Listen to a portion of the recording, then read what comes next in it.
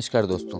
अक्सर हमें आंसर तो याद होते हैं, लेकिन फिर भी हम उन आंसर को सही तरीके से नहीं करने की वजह से हमें फुल मार्क्स नहीं मिल पाते हैं। तो आइए देखते हैं हम कि कौन कौन सी ऐसी मिस्टेक्स है जो हम एग्ज़ाम के टाइम पर करते हैं, जो हमें नहीं करना चाहिए, और कौन कौन सी ऐसे टिप्स हैं जो हम करके हमारे आंसर राइटिंग मेथड को बहुत अच्छी तरीके से बना सकते हैं, और कैसे हम एग्ज़ाम के टाइम मैनेजमेंट को प्रॉपर वे में कर सकते हैं, किस प्रकार से हम एग्ज़ाम का जो टाइम है वो प्रॉपर तरीके से यूटिलाइज कर सकते हैं, वो हम इस वीडियो के अंदर देखने वाले हैं। तो दोस्तों हम देख लेते हैं कि एग्ज़ाम टाइम में हम वो कौन कौन सी मिस्टेक्स हैं जो अधिकतर करते हैं और हमें वो एग्ज़ाम टाइम में वो मिस्टेक्स नहीं करना चाहिए। सबसे पहले तो हम क्या करते हैं, living the easy question for last hour, यानी कि वो सारे क्वेश्चंस जो बहुत इजी है हमारे लिए, करना बहुत इजी है, लेकिन हम उन्हें क्या कर देते हैं, लास्ट ओवर के लिए छोड़ देते हैं।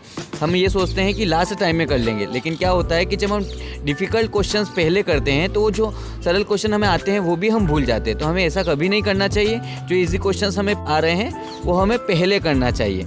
इससे क्या होता है कि कम से कम वो क्वेश्चन तो हमारे अच्छे से अटेम्प्ट हो जाते हैं जो हमें अच्छे से आते हैं। दूसरी मिस्टेक जो हम एग्ज़ाम में करते हैं वो करते हैं miss to write proper units and fact in answer. मतलब हम जो आंसर में लिखते हैं ना, उसमें हम प्रॉपर यूनिट्स यूज़ नहीं करते हैं। जैसे कि अगर अपन सोशल साइंस का आंसर राइट करें तो उसमें डेट वगैरह, कुछ फैक्चुअल फैक्ट्स वगैरह, अगर हम इन चीज़ों का खास करके उपयोग करते हैं, इसका बहुत अच्छा इफेक्ट होता है। इसलिए हमेशा हमें फैक्ट्स और प्रॉपर यूनिट्स का यूज़ करना चाहिए। एक हमें क्या करते हैं, हम जो मिस्टेक होती है वो होती है कि लैक ऑफ टाइम मैनेजमेंट। मतलब कि हम क्वेश्चन पेपर का टाइम मैनेजमेंट नहीं कर पाते कि कौन सा क्वेश्चन कितने समय में करना है। अधिकतर हम छोटे क्वेश्चंस के लिए ज़्यादा समय लगा देते हैं और बड़े आंसर्स के लिए हम कम समय रखते हैं, जबकि हमें छोटे क्वेश्चंस के लिए 1 मार्क्स क्वेश्चन के लिए थोड़ा ही लिखना होता है। लेकिन हम क्या है कि अच्छे से हमें वो आंसर आ रहा होता है तो हम उसके बारे में ज़्यादा लिखते ही रहते हैं, जबकि हमें उसका तो 1 मार्क्स ही मिलना है ना। इसलिए हमें ऐसी गलती नहीं करना चाहिए। Not taking care of the word limit for each answer. हमें क्या दिया होता है, हर आंसर के लिए वर्ड लिमिट दी होती है, लेकिन हम उसका ध्यान बिल्कुल भी नहीं रखते हैं। हमें जिस क्वेश्चन के आंसर में जितना आ रहा है उतना लिखते रहते हैं। 1 मार्क्स के लिए ज़्यादा लिख देंगे और 2 मार्क्स के लिए कम लिखेंगे, और 5 मार्क्स के लिए तो और भी कम लिख दिया। तो ज़्यादा मार्क्स तो हमें 5 मार्क्स में मिलने वाले हैं। 1 मार्क्स में अगर हम 5 मार्क्स इतना लिख देंगे तो भी मार्क्स तो हमें 1 ही मिलना है ना। तो हमें इन बातों का अच्छे से ध्यान रखना चाहिए। Fail to understand the sense of question. सबसे पहली बात तो ये कि हम क्वेश्चन को ही नहीं समझ पाते कि क्वेश्चन में पूछा क्या है। देखिए, अगर क्वेश्चन में ये पूछा है कि ये बताइए ग्रेट इकोनॉमिक डिप्रेशंस का क्या इम्पैक्ट है, तो हमें उससे होने वाले परिणामों के बारे में बताना है, इम्पैक्ट बताने हैं, ना कि ये पूछा है कि उसके कारण बताओ। तो हम कभी कभी कोजेज लिख के आ जाते हैं। इम्पैक्ट पूछा है तो कोजेज लिख के आ जाते हैं, और कोजेज पूछे हैं तो इम्पैक्ट लिख के आ जाते हैं। जैसे अगर इम्पैक्ट पूछे हैं तो इकोनॉमिक डिप्रेशन से लोगों के ऊपर क्या प्रभाव पड़ा, वो चीज़ हमें लिखना रहती है। और अगर कोजेस पूछे हैं तो वो किस कारण से हुआ है ग्रेट इकोनॉमिक डिप्रेशंस, उसका रीजंस हमें लिखना है। तो इसी प्रकार से और भी सारे आंसर्स होते हैं जिनमें हमें जो क्वेश्चन में पूछा गया है उसका आंसर राइट करना होता है। हम आंसर तो राइट करके आ जाते हैं और फिर देखते हैं कि हमने आंसर तो राइट किया था लेकिन मार्क्स नहीं मिला, तो इस वजह से हमें उसका मार्क्स नहीं मिलता है। फिर answer right in only paragraph. अब जो सबसे मेन गलती करते हैं वो क्या करते हैं कि हम आंसर को केवल पैराग्राफ में ही लिख के आ जाते हैं, जबकि हमें एक्चुअल फैक्ट्स सारे यूज़ करते हैं, सारा आंसर प्रॉपर वे में लिखते हैं। लेकिन आंसर अगर हम पैराग्राफ में लिख के आ जाते हैं तो इतना अच्छी तरीके से प्रॉपर हमारा आंसर नहीं जा पाता है। हमें आंसर को किस तरीके से राइट करना चाहिए वो हम आइए देखते हैं। तो tips to write answer in board exam, मतलब कि कौन कौन से टिप्स हैं जो हमें बोर्ड एग्जाम में फॉलो करना चाहिए। सबसे पहले क्या करना चाहिए, carefully understand the question paper. हमें क्वेश्चन पेपर को केयरफुली अंडरस्टैंड करना चाहिए कि क्वेश्चन पेपर में क्या क्या पूछा है और हमें कौन कौन से आंसर अच्छे से आता है। 15 मिनट्स हमको इसीलिए दिए जाते हैं एग्जाम में कि हम क्वेश्चन पेपर ध्यान से पढ़ें, लेकिन हम क्वेश्चन पेपर रीड करने का जो टाइम दिया जाता है उसका प्रॉपर यूज़ नहीं करते हैं, और बाद में क्वेश्चन पेपर रीड करते हैं तो हमें पता ही नहीं रहता है कि हमने कौन सा क्वेश्चन अटेम्प्ट किया है और कौन सा क्वेश्चन छोड़ दिया है।